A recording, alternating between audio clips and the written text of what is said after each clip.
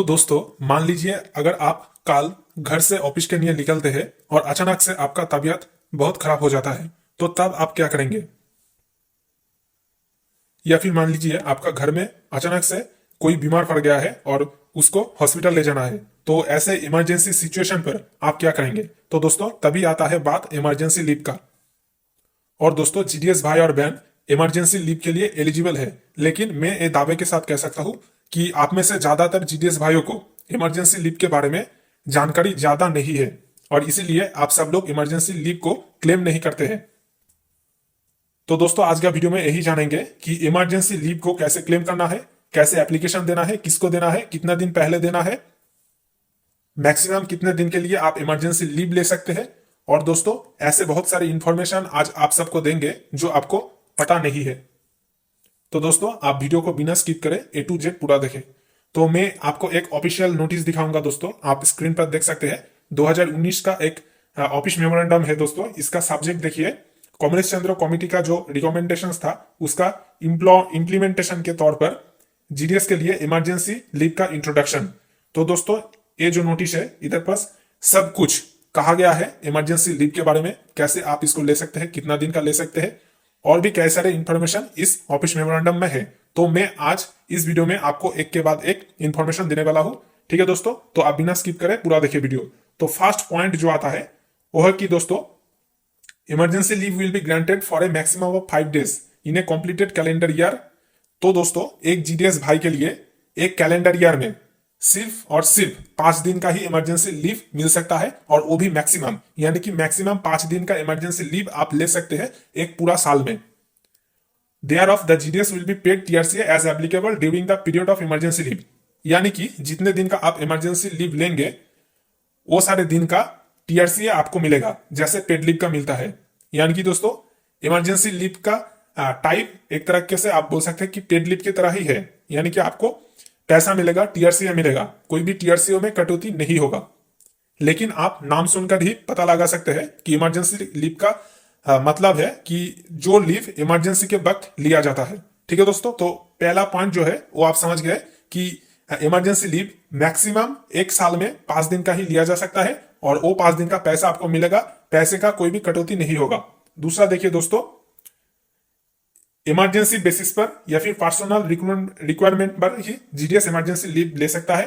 तीसरा पॉइंट देखिए दोस्तों, not more than 2 days emergency leave will be granted at a time, no half day emergency leave will be granted. इसका मतलब है दोस्तों कि 2 दिन से ज्यादा इमरजेंसी लीव आपको एक साथ नहीं मिलेगा, और हाफ डे इमरजेंसी लीव भी आपको नहीं मिलेगा।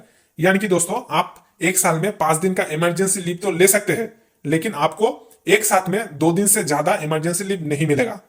अगर आप 2 दिन से ज्यादा इमरजेंसी लीव लेने जाओ तो आपको या फिर पेड लीव लेना पड़ेगा या फिर लीव विदाउट अलाउंस लेना पड़ेगा, और half day emergency leave allow नहीं है। मतलब कि आप 10 बजे ऑफिस में जाते हो और 12 बजे तक काम करते हो, और उसके बाद अगर आपका मन चाहे कि अब मैं सेकेंड हाफ में इमरजेंसी लीव लूंगा, तो ऐसा नहीं चलेगा दोस्तों। इमरजेंसी लीव अगर आप लेते हैं तो पूरा दिन का ही लेना पड़ेगा, और 2 दिन से ज्यादा एक साथ आप नहीं ले सकते हैं एक कैलेंडर ईयर में, और हाफ डे इमरजेंसी लीव नहीं चलेगा।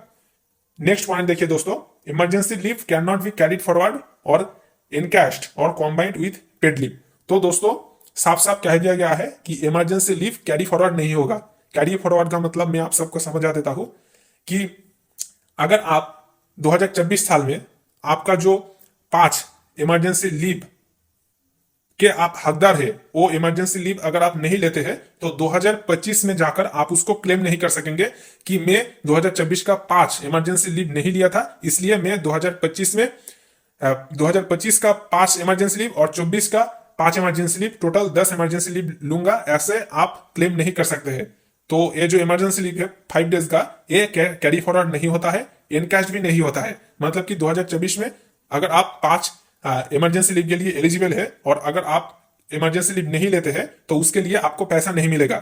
ठीक है, तो दूसरे जॉब में क्या होता है कि अगर आपका 10 लीव मिलता है एक साल में, तो अगर आप 10 लीव नहीं लेते हैं तो नेक्स्ट साल में जाकर वो 10 लीव दूसरे साल के साथ ऐड हो जाता है, तो टोटल आपको 20 लीव मिलता है। या फिर आप ऐसा भी कर सकते हैं कि पहले साल का 10 लीव में नहीं लिया था, उसके बदले में मैं 10 लीव का 10 दिन का पैसा ले लूंगा। तो ऐसा दूसरे जॉब में होता है, लेकिन यहाँ पर नहीं चलेगा दोस्तों। इमरजेंसी लीव कैरी फॉरवर्ड भी नहीं होगा एक साल से दूसरे साल पर, और एनकैश भी नहीं होगा, यानी कि अगर आप छुट्टी नहीं लेते हैं तो उसके बदले में आपको पैसा नहीं मिलेगा। अगर छुट्टी नहीं लेते हैं तो वो कैंसिल हो जाएगा, उसके लिए कुछ पैसा आपको नहीं मिलेगा। और कॉम्बाइंड विद पेड लीव, तो इमरजेंसी लीव पेड लीव के साथ कॉम्बाइंड भी नहीं होगा कि आप 5 दिन का नहीं लिए तो पेड लीव के साथ 5 दिन ऐड हो जाएगा, ऐसा भी कुछ नहीं। तो फोर्थ नंबर जो पॉइंट है ये बहुत इंपॉर्टेंट हो जाता है कि इमरजेंसी लीव को कैरी फॉरवर्ड भी नहीं किया जा सकता, इनकैश भी नहीं किया जा सकता, या फिर पेड लीव के साथ कॉम्बाइन भी नहीं किया जा सकता। उसके बाद देखिए fifth number point, Sundays and postal holidays falling during the period of emergency leave are not counted as part of emergency leave. तो ये बहुत वैलिड पॉइंट है कि अगर कोई भी संडे या फिर पोस्टल हॉलीडे आपका इमरजेंसी लीव पीरियड के अंदर आता है तो वो काउंट नहीं होगा, ऐसा ही होना चाहिए। ठीक है दोस्तों। उसके बाद देखिए सिक्स्थ पॉइंट जो है कि संडेज और postal holidays can be prefixed और सफिक्स्ड टू इमरजेंसी लीव, यानी कि आपका इमरजेंसी लीव के पहले आ सकता है या फिर बाद में आ सकता है, संडे या फिर पोस्टल हॉलीडे।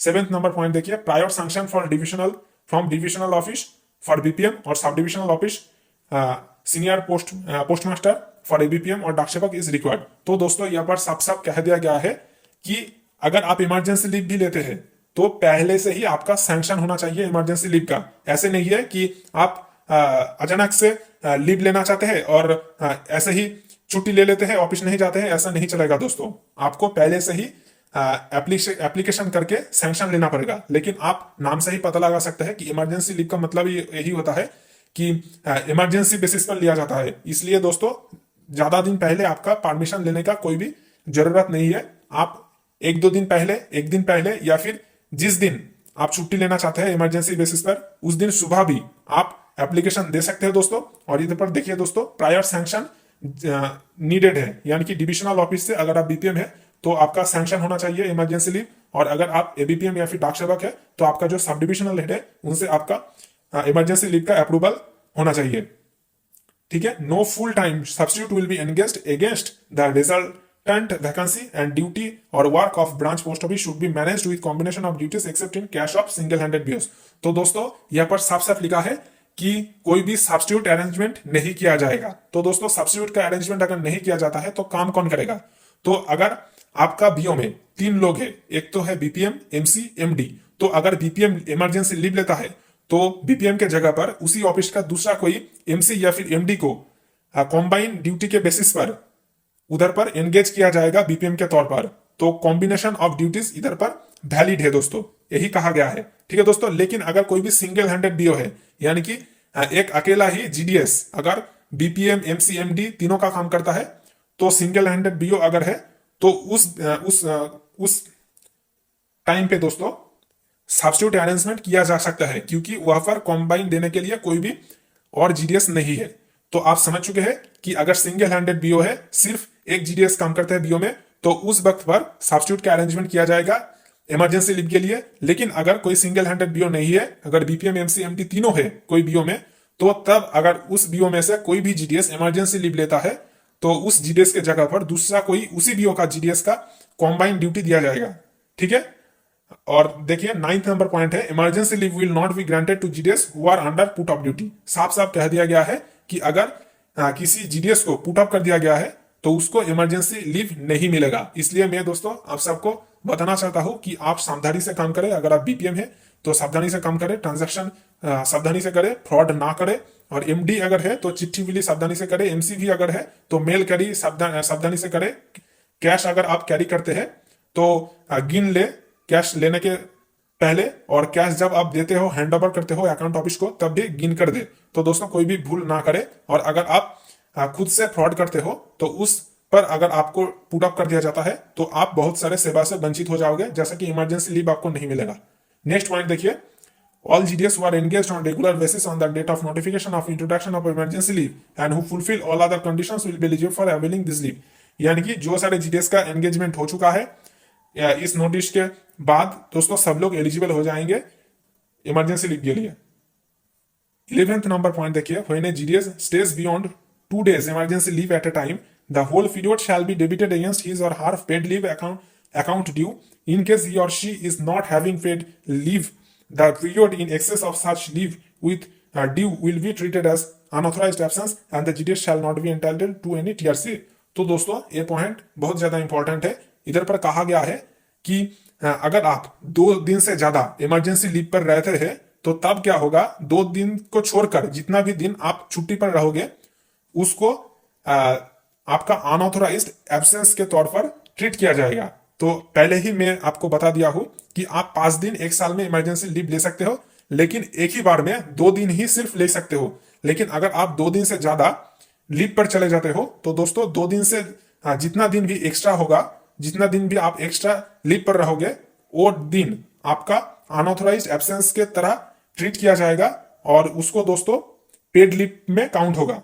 मान लीजिए आप एक ही बार में 5 दिन एब्सेंट रहते हो ऑफिस में, तो दोस्तों आपका 2 दिन वैलिड है और 3 दिन एक्स्ट्रा है। तो ये जो 3 दिन है वो आपका पेड लीव जितना आपका मिलना चाहिए उसमें से कटौती किया जाएगा। यानी कि जो 3 दिन एक्स्ट्रा है वो आपका 6 महीने में जो 10 आपका पेड लीव मिलना चाहिए उनमें से कटौती किया जाएगा और आपके पास सिर्फ 7 दिन का पेड लीव बचेगा। और अगर आपके पास पेड लीव कुछ बचा नहीं है, आप सारे पेड लीव खर्च कर चुके हो दोस्तों, सारे छुट्टी ले चुके हो पेड लीव का, तो दोस्तों तब आपका टीआरसीओ में कटौती होगा और इसको अनऑथोराइज्ड एब्सेंस के तौर पर ट्रीट किया जाएगा। 12 नंबर पॉइंट देखिए, GDS will submit emergency leave application on a plain paper to leave sanctioning authority by indicating the reason for availing such leave. तो दोस्तों इसके लिए अप्लाई करने के लिए आपको सिर्फ एक प्लेन पेपर पर एप्लीकेशन देना है। हैंड रिटन एप्लीकेशन भी आप दे सकते हैं। इसके लिए कोई जो जीडीएस का लीव फॉर्मेट है उसको फिलअप करने का कोई भी जरूरत नहीं है। तो अगर आप नहीं जानते कैसे जीडीएस लीव के लिए अप्लाई करना है, इमरजेंसी लीव के लिए अप्लाई करना है, आप वीडियो का कमेंट सेक्शन में जरूर कमेंट करें।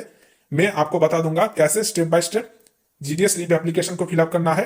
ठीक है दोस्तों, देखिए नेक्स्ट पॉइंट है, proper record of emergency leave availed bye GDS will be maintained by the leave sanctioning authority. तो ये आपके लिए नहीं है, जो सब डिविजनल हेड या फिर डिविजनल हेड लीव सैंक्शन करेंगे उनके लिए है। उन सबको इस फॉर्मेट पर रिकॉर्ड मेंटेन करना पड़ेगा।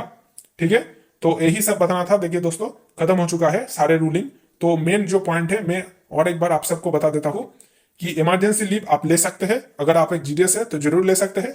आपको साल में 5 इमरजेंसी लीव मिलेगा, लेकिन आप एक बार में 2 दिन से ज्यादा इमरजेंसी लीव नहीं ले सकते। अगर आप 2 दिन से ज्यादा एब्सेंट रहे बीओ में तो जितना दिन भी एक्स्ट्रा आप एब्सेंट रहोगे वो आपका पेड लीव का दिन से कटौती हो जाएगा। अगर आपके पास पेड लीव कुछ बचा नहीं है तो वो एक्स्ट्रा दिन आपका टीआरसीए से कट हो जाएगा, यानी कि आपका टीआरसीए में कटौती होगा और इसको अनऑथोराइज्ड एब्सेंस के तौर पर ट्रीट किया जाएगा।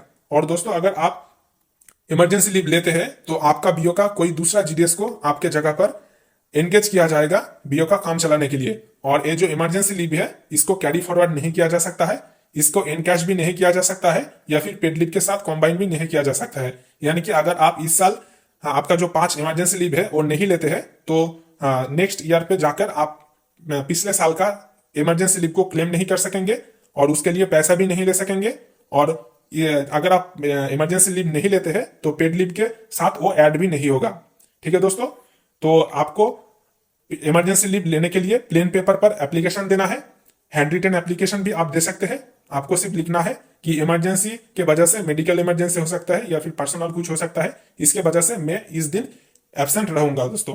तो आप कोशिश कीजिएगा कि 1 दिन या फिर 2 दिन पहले अप्लाई करने का। और अगर बहुत दिक्कत है, बहुत इमरजेंसी है और अचानक से अगर आपका तबीयत बिगड़ जाता है तो आप उसी दिन सुबह या फिर उसके पहले दिन का आफ्टरनून में एप्लीकेशन दे सकते हैं।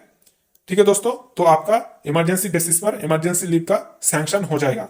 इसके बारे में कोई भी चिंता करने की जरूरत नहीं है। तो दोस्तों मैंने सब कुछ बता दिया है इमरजेंसी लीव के बारे में। तो आशा करता हूं कि कोई भी डाउट आपका मन में नहीं है इमरजेंसी लीव के बारे में। और अगर आप जानना चाहते हैं कि कैसे स्टेप बाय स्टेप एप्लीकेशन लिखना है, एप्लीकेशन में क्या क्या लिखना है, किसको लिखना है, तो आप वीडियो का कमेंट सेक्शन में जरूर कमेंट करें। मैं आपको A to Z पूरा प्रोसेस बता दूंगा। Paid leave, leave without allowance, emergency leave, सब कुछ के बारे में बता दूंगा। अप्लाई प्रोसेस भी बता दूंगा। आप वीडियो का कमेंट सेक्शन में सिर्फ एक बार कमेंट कर दीजिएगा।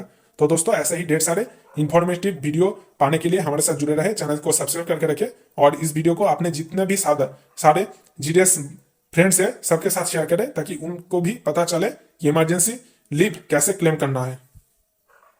तो दोस्तों आशा करते हैं कि ये वीडियो आपके लिए हेल्पफुल रहा होगा।